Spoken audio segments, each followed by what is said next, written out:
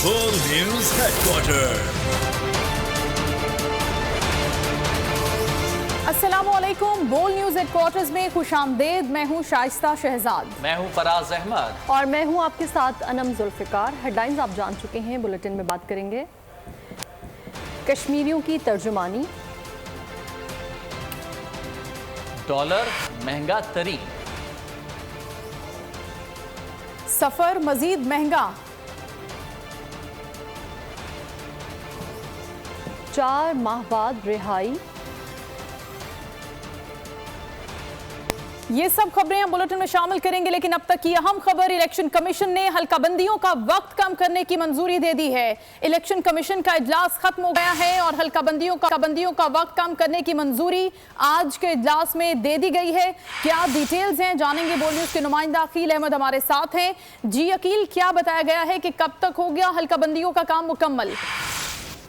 Election commission में जो एक अहम इजलास जारी था आइंदा आम इंतखाबात के हवाले से, वो खत्म हो चुका है और इलेक्शन कमीशन की जानिब से एक बड़ा फैसला सामने आया है। आइंदा आम इंतखाबात के लिए हल्का बंदियों का जो एक अमल शुरू किया गया था, अब इलेक्शन कमीशन ने उसको मजीद कम करने की बाकायदा तौर पर मंजूरी दे दी गई है। और इससे कबल इलेक्शन कमीशन ने 14 दिसंबर तक हल्का बंदियां मुकम्मल करने की जो है वो एक शेड्यूल जारी किया था। तो अब सियासी जमातों की जानिब से जब इलेक्शन कमीशन से मुतालिबात किए गए और सियासी जमातों ने कहा गया कि इलेक्शन कमीशन फौरी तौर पर हल्का बंदियों का अमल मुकम्मल करे और इंतखाबात का ऐलान करे, तो उसके बाद अब इलेक्शन कमीशन की जानिब से जो है वो 14 दिन कम किए गए हैं हल्का बंदियों के वक्त में। अब इलेक्शन कमीशन की जानिब से जो नया शेड्यूल जारी किया गया है, उसमें इलेक्शन कमीशन 30 नवंबर तक मुल्क भर में हल्का बंदियां मुकम्मल करेगा, जबकि उसके साथ साथ जो वोटर लिस्टों की अब अपग्रेडेशन का मामला है, वो भी इलेक्शन कमीशन को अब उसमें जो है वो मजीद 14 दिन कम कर दिए गए हैं। तो इलेक्शन कमीशन अब ये तमाम जो मामलात हैं वो 30 नवंबर तक जो है वो उनको मुकम्मल करेगा, जिसके बाद जो आइंदा आम इंतखाबात की तारीख है उसमें अब इलेक्शन कमीशन का ये कहना है कि वो ये मजीद उसकी तारीख कम करने के लिए ये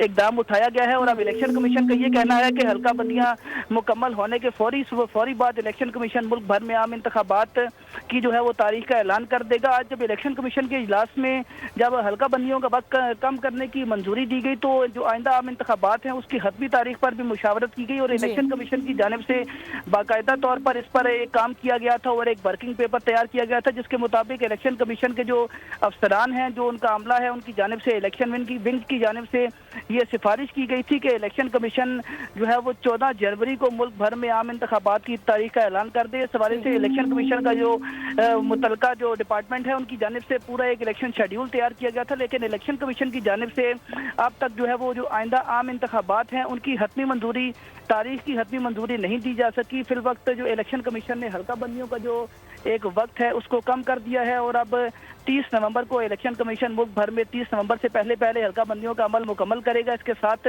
जो वोटर लिस्टें हैं उनको अपडेट किया जाएगा, जिसके बाद इलेक्शन कमीशन मुल्क भर में जो है वो आम इंतखाबात की तारीख का ऐलान करेगा। ठीक है अकील, हम देख रहे हैं कि पिछले काफी दिनों से मुख्तलिफ सियासी जमातों के नुमाइंदगान से, वफूद से मुलाकातें हो रही हैं इलेक्शन कमीशन की।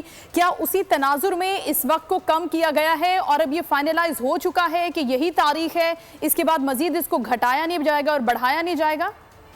देखिए, आइंदा आम इंतखाबात पर इलेक्शन कमीशन की जानिब से जो मुल्क भर की जो बड़ी सियासी जमातें हैं, जिनकी जो असम्बलियों के अंदर जिनकी नुमाइंदगी है, उनको इलेक्शन कमीशन ने बुलाया। 13 सियासी जमातों को जो है वो इलेक्शन कमीशन ने बुलाया और आज ये वो आखिरी सियासी जमात थी जिसने। ठीक है अकील, आप हमारे साथ ही रहेगा। अभी हमें ज्वाइन किया है सीनियर तज्जियाकार नज़ीर लगारी साहब ने भी। बहुत शुक्रिया लगारी साहब आपके वक्त का। अभी ये अहम और बड़ी खबर आई है कि इलेक्शन कमीशन ने हल्का बंदियों का वक्त अब कम करने की मंजूरी दी है आज के इस इजलास में। अब आप क्या देख रहे हैं कि इलेक्शन का इनेकाद जल्दी हो सकता है, क्योंकि मुख्तलिफ सियासी जमातें ये कह रही थी और ये मुतालबा रख रही थी कि जल्द अज जल्द आम इंतखाबात का ऐलान होना चाहिए? मैं ये समझ रहा हूँ कि ये जब ये तस्वुर पेश किया गया था कि निगरान हुकूमत आएगी और उसकी मुद्दत शायद बढ़ाई जाएगी और फिर निगरान हुकूमत टेक्नोक्रेट की होगी, अब ये मामला टेक्नोक्रेट से भी संभालने वाले नहीं है, वो नहीं संभाल सकेंगे। इसलिए जो है अब ये लाजमी हो गया है कि सर से हुकूमत कायम की जाए और इलेक्शन कराए जाए। इलेक्शन कराने के बाद भी ऐसा नहीं है कि मसले हल हो जाएंगे। अगर वापस किसी को भी ले आए, हम नवाज शरीफ को ले आए, नवाज शरीफ खुदा कर बैठे हैं, इक़्तिदार उनके हवाले करते, वो मसाइल को हल नहीं कर सकेंगे। आप ले आए आसिफ जरदारी को, किसी और को ले आए, वो भी मसाइल को हल नहीं कर सकेंगे। आप ले आए इमरान खान को जेल से निकाल कर वज़ीर-ए-आज़म बना दें, वो भी इस मसाइल हल नहीं कर सकेंगे। मसाइल बहुत गंभीर हैं और ये ना समझा जाए कि मसाइल जो है वो सिर्फ फलां वजह से पैदा हुए, मतलब मसाइल सबकी वजह से पैदा हुए, अब सब बैठकर इस मसले को तय करें। ये मसला बहुत संगीन है, बहुत ज्यादा। पाकिस्तान खतरनाक बहरान में घिर चुका है।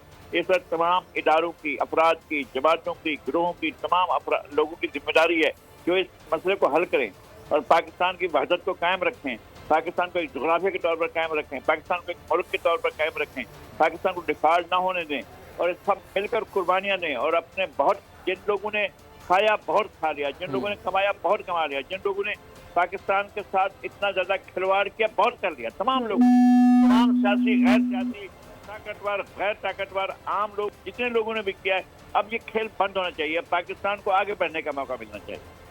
अच्छा लगारी साहब, 30 जो है नवंबर अब हल्का बंदियों की तारीख दी गई है। ये कहा जा रहा था कि 15 दिन इसमें ऐड कर लें, वो इलेक्शन की तारीख हो सकती है। तो क्या अब ये अंदाज़ा लगाया जा सकता है कि 14 या 15 जो दिसंबर है वो इलेक्शन की तारीख हो सकती है? मैं कहता हूँ कि दिसंबर के इलेक्शन माजी में तो हमारे लिए नुकसानदेह साबित हुए। अल्लाह ना करे कि दिसंबर के इंतखाबात हमारे लिए नुकसानदेह हों या कभी भी हों। कोई भी इंतखाबात तो कोई भी हो सकते हैं, लेकिन आपको बिल्कुल ये जहन में रखना है कि हमने पाकिस्तान के मसाइल को हल करने के लिए इलेक्शन करा रहे हैं। क्योंकि मुझे बेसाब देख रहे हैं हम कि टेक्नोक्रेट की हुकूमत नहीं चल पा रही, इसलिए कि कुछ भी कर रहे हैं, मसाइल बहुत ज़्यादा हैं। और इसमें पहली दफ़ा ये करना होगा कि तमाम इदारों को एक पूरी ईमानदारी से मिलकर बैठना होगा और बहुत सी अपनी चीज़ों से विड्रॉ करना होगा और पाकिस्तान के लिए कुर्बानी देनी होगी। सियासतदानों को भी और इस्टेब्लिशमेंट को भी और अदलिया को भी, सबको अपनी अपनी अनाओं की, अपने अपने वसाइल की, अपने अपने मराद की, हर चीज की कुर्बानियां देकर पाकिस्तान को आगे बढ़ने तो लगारी साहब, जिस तरह से इलेक्शन के मामले पर सारी सियासी जमातें एकदम से हमें एक ही पेज पर नजर आ रही हैं, आपको लग रहा है कि इन अवामी मसाइल पर भी एक साथ हो सकती हैं, एक मेज पर बैठ के बात कर सकती हैं? मेरा ख्याल है कि ये हमारी ख्वाहिश है और ऐसा होना चाहिए और जाकर सबके साथ बात करनी चाहिए।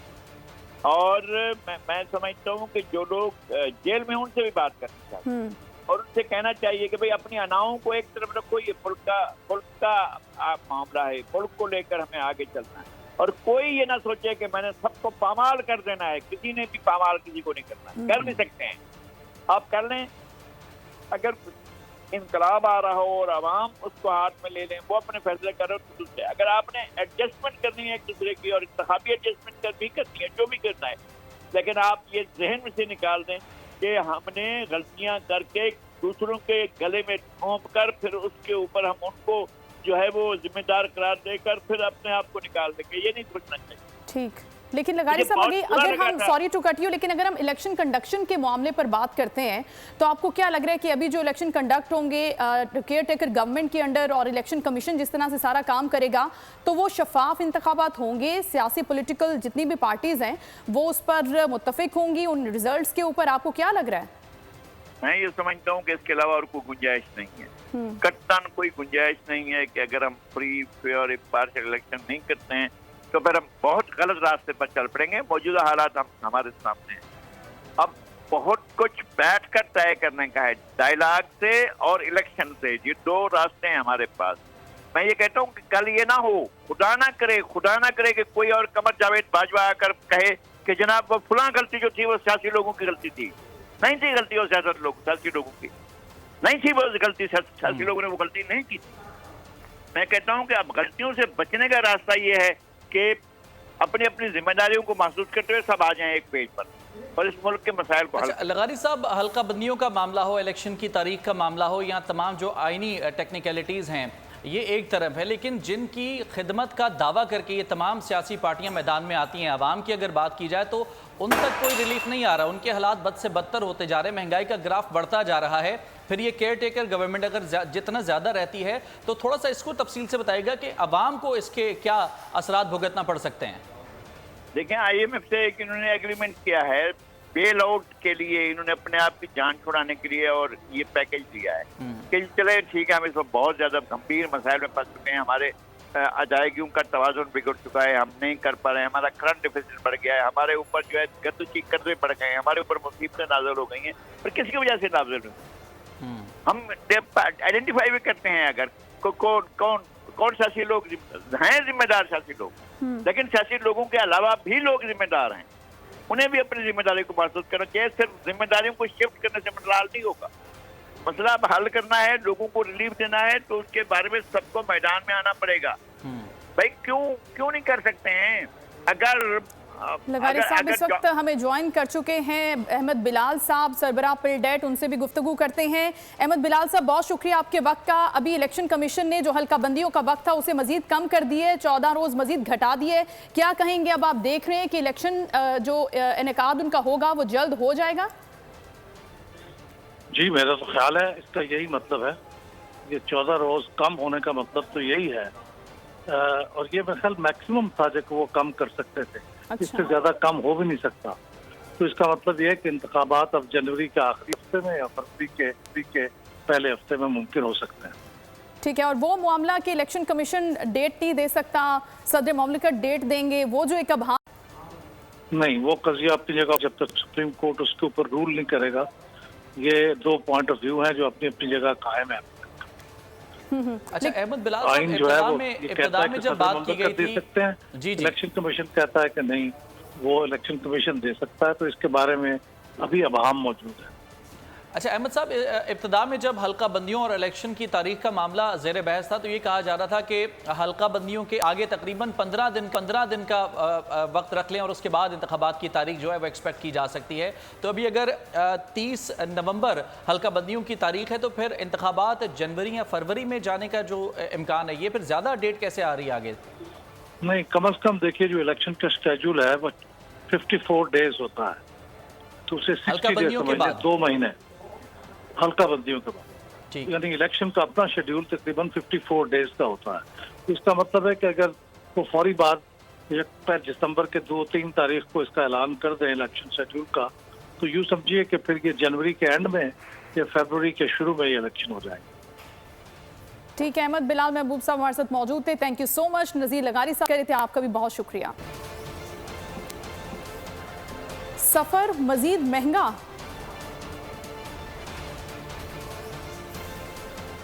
जीप डूब गई।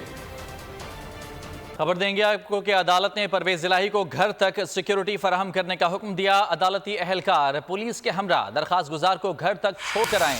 जज की तरफ से ये अहकाम दिए गए। अदालती हुक्म पर SP model town high court में पेश हो गए। मजीद बात करेंगे, बोल न्यूज़ के नुमाइंदे अब्दुल रहमान हमारे साथ मौजूद हैं। जी बताइएगा अब्दुल रहमान, क्या तफसीलात हैं?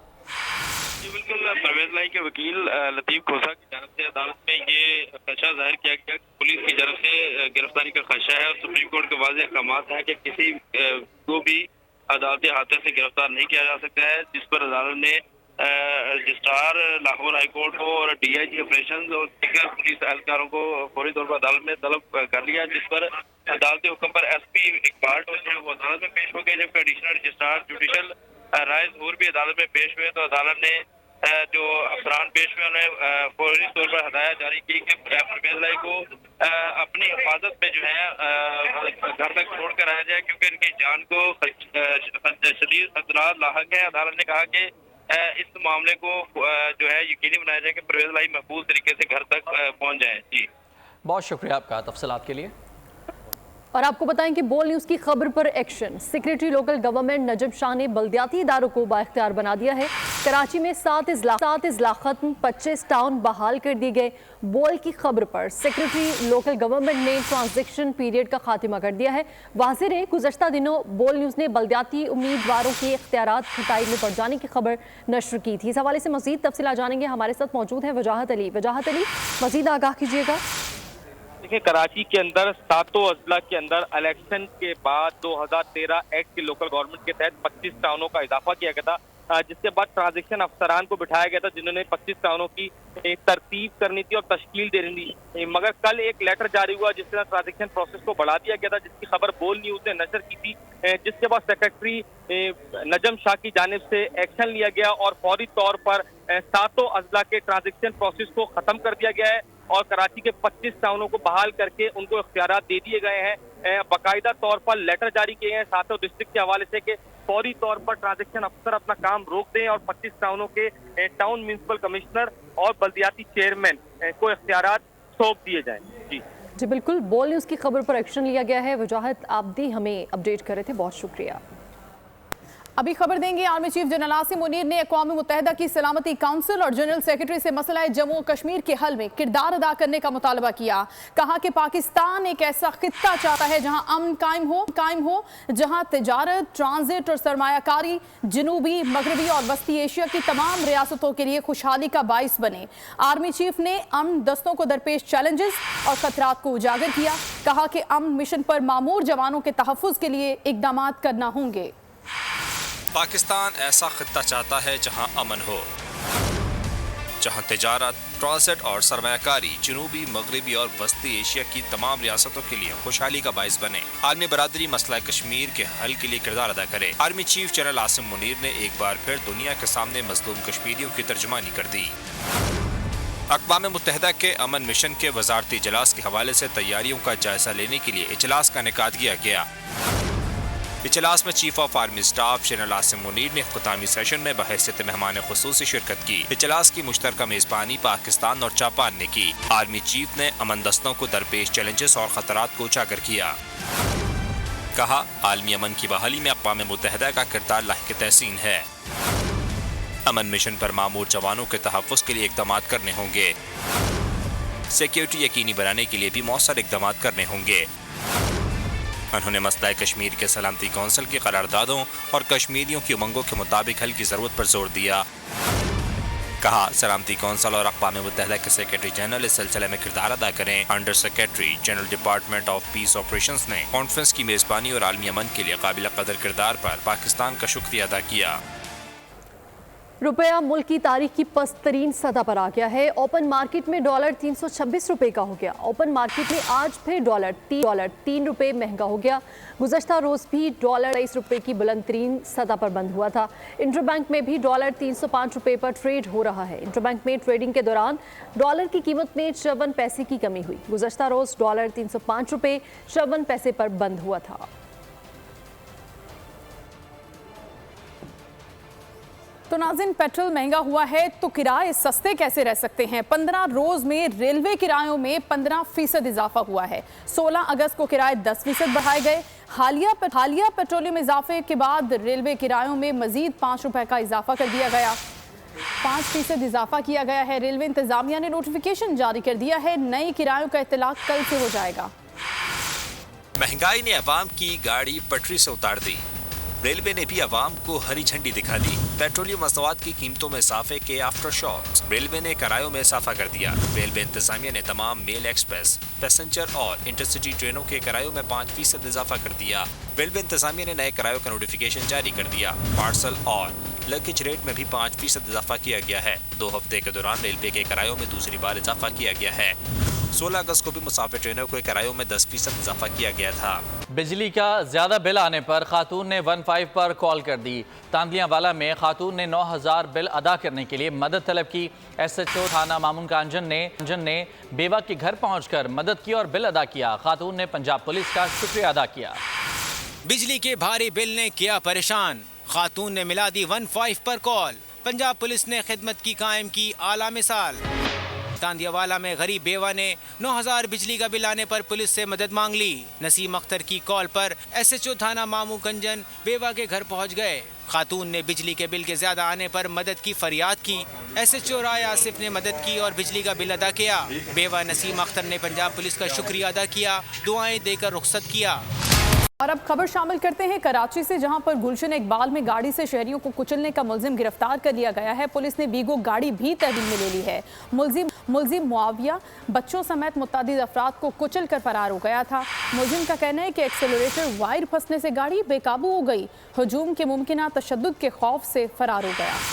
वीगो गाड़ी से कुचलने का वाकया। मुलजिम 4 दिन बाद पुलिस के हाथ आ गया। गुलशन इकबाल कराची में गाड़ी से शहरियों को कुचलने का मुलजिम मुआविया गिरफ्तार। पुलिस ने वाकये में मुलव्विस वीगो गाड़ी भी तहवील में ले ली। मुलजिम 27 अगस्त को मासूम बच्चों समेत मुतअद्दिद अफराद को गाड़ी से कुचल कर फरार हो गया था। पुलिस का कहना है कि गिरफ्तार मुलजिम कानून का तालिब इल्म है। वो एक्सीलेटर वायर जो थी वो फंस गई थी, ठीक है, जिसकी वजह से जो है वो गाड़ी जो है वो डिसबैलेंस हो गई और जो है मुझसे संभली नहीं और जो है वो रिक्शे में भी जाके लगी, ठेले में भी लगी और वो बंदे भी जो है डैमेजेस जो है वो उनको चोटें लगी हैं। मुल्जिम को सीसीटीवी फुटेज की मदद से गिरफ्तार किया गया। मुल्जिम ने वीडियो बयान में कहा है कि मंजर आम पर आ गया, एक्सीलेटर वायर फंसने से गाड़ी बेकाबू हुई और तेज रफ्तारी के बाद सड़क के किनारे खड़े अफराद पर चढ़ गई। हजूम के मुमकिन तशद्दुद के खौफ से फरार हो गया। कराची की सड़क पर मटर गश्त करता शेर मालिक के बगैर उदास हो गया। चिड़ियाघर इंतजामिया ने जंगल के बादशाह की देखभाल के लिए मालिक को बुलाया। ने शेर के गले से पटा निकाला। शेर और मालिक एक दूसरे से खूब मस्तियां करते रहे। वीडियो में दोनों को खेलते हुए देखा जा सकता है। चिड़ियाघर इंतजामिया ने देखभाल के लिए मालिक से रोजाना चक्कर लगाने की दरखास्त भी कर दी।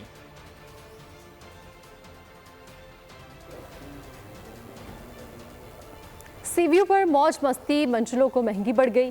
गार्ड्स के मना करने के बावजूद फैमिली ने जीप साहिल समंदर में उतार दी। जीप समंदर की रेत में फंस गई। गाड़ी को निकालने के लिए ट्रैक्टर तलब कर लिया गया। डीएचए, सीबीसी और पुलिस टीम भी मौके पर पहुंच गई। कई घंटे की कोशिशों के बाद जीप को निकाल लिया गया। जीप समंदर की रेत में फंस गई और मंजिलों को आउटिंग महंगी बढ़ गई। कई घंटों की कोशिशों के बाद जीप को निकाल लिया गया है।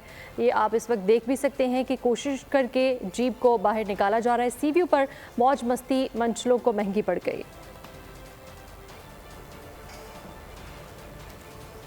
पूरी कौम को शहदा की कुर्बानियों पर फख्र है और उन्हें ता क़यामत याद रखा जाएगा। सरफराज भुगटी का पाकिस्तान कोस्ट गार्ड की 43वीं पासिंग आउट परेड की तकरीब से खिताब। कहा, कोस्ट गार्ड सरहदों की हिफाजत में दिन रात मसरूफ़ हैं।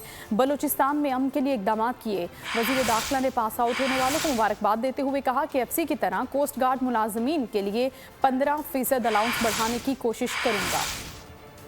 और खेलों की दुनिया में बात करेंगे एशिया कप के सबसे बड़े मार्के की, जिसमें सिर्फ एक रोज बाकी रह गया है। दो रिवायती हरीफ पाकिस्तान और भारत कल कैंडी श्रीलंका में आमने सामने होंगे। कौमी टीम श्रीलंका पहुंच गई। आज पॉलीकेले में भरपूर प्रैक्टिस की जाएगी। बैटिंग, बॉलिंग और फील्डिंग के सेशन में खामियों पर काबू पाने की कोशिश की जाएगी। एशिया कप का हाई वोल्टेज टाकरा कैंडी के मैदान में कल होगा बड़ा घमासान। भारतीय सूरमाओं का सामना करेगी team Pakistan. Sharma and company का गुरूर खाक में मिलाना है, जान लड़ाना है, हरीफ को धूल चटाना है। बाबर 11 ने इसी असम के साथ श्रीलंका में पड़ाव डाल दिया। ट्रेनिंग सेशन में खामियों पर काबू पाने की कोशिश की जाएगी। शाहीन, हारिस और नसीम तगड़ी मिसाइल बरसाने की मशक करेंगे। बोल न्यूज के इस बुलेटिन से फिलवक्त इतना ही। एक ब्रेक के बाद हाजिर होंगे हेडलाइंस के साथ। मजीद खबरों और अपडेट्स के लिए विजिट कीजिए हमारी वेबसाइट boldnews.com और देखते रहिए बोल न्यूज।